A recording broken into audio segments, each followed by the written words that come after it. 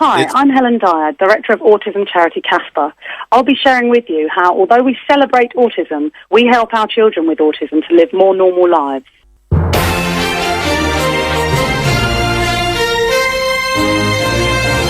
LBC 97.3. Call 0845 6060 973. Text 84850. Tweet at LBC 973. This is London's biggest conversation with Nick Ferrari at breakfast.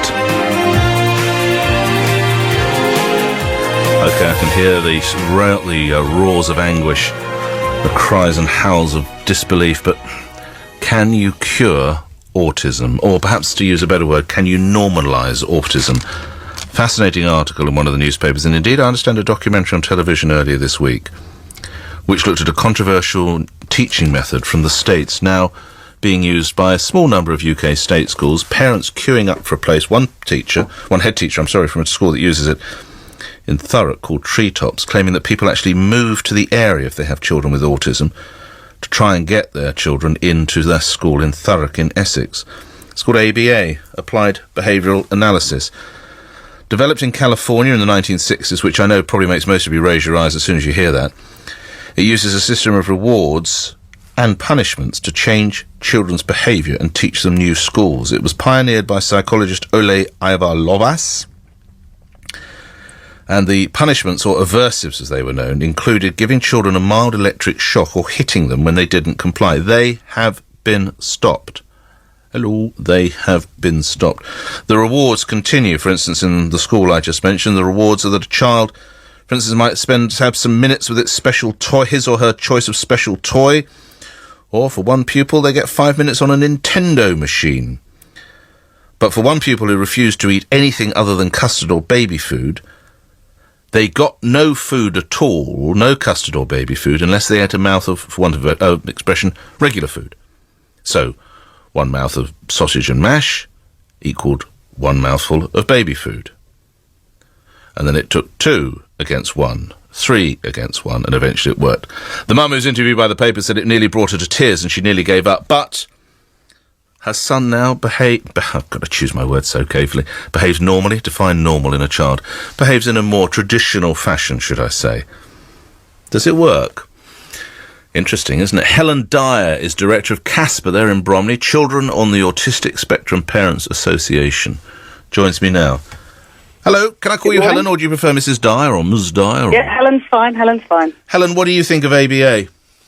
Well, at CASPA, we are not ABA experts. We're not trained in ABA, and we don't use it in a systematic way. But much of our approach and ethos is based on similar principles, that children with autism can learn, they can develop in a way which will better enable them to access mainstream society, and they can live more normal lives if they're given the right opportunities.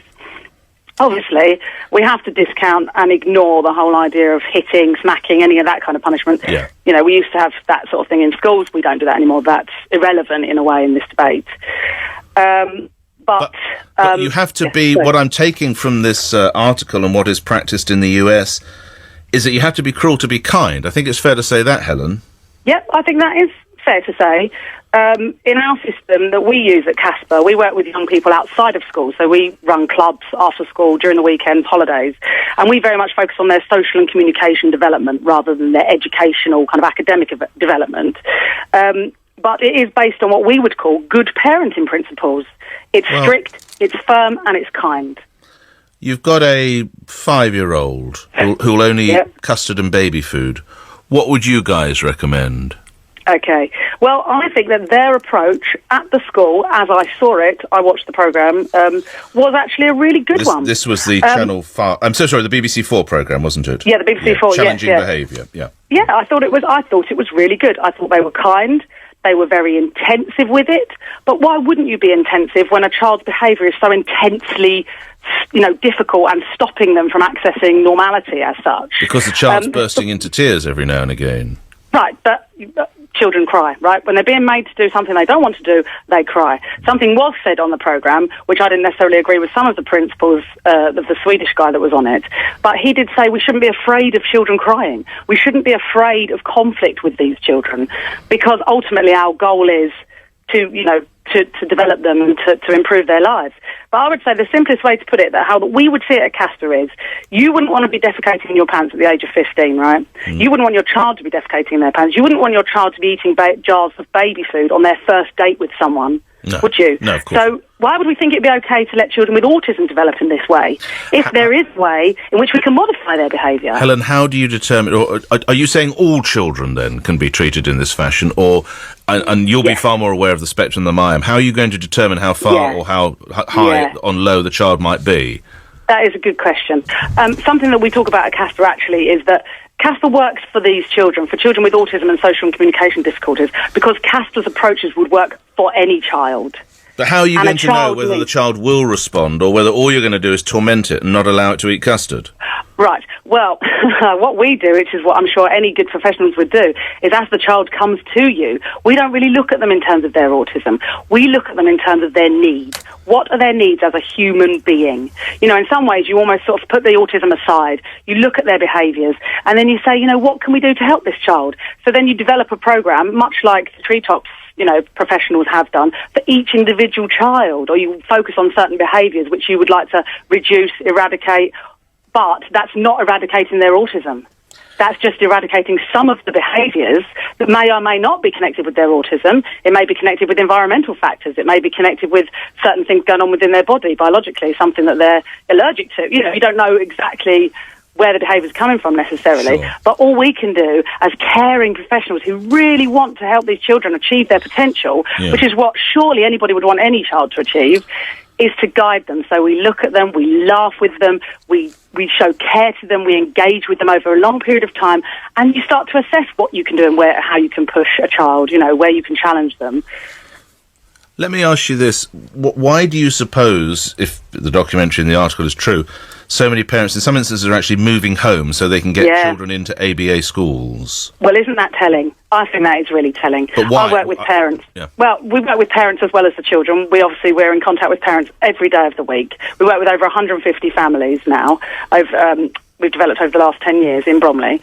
And parents, many of them are desperate.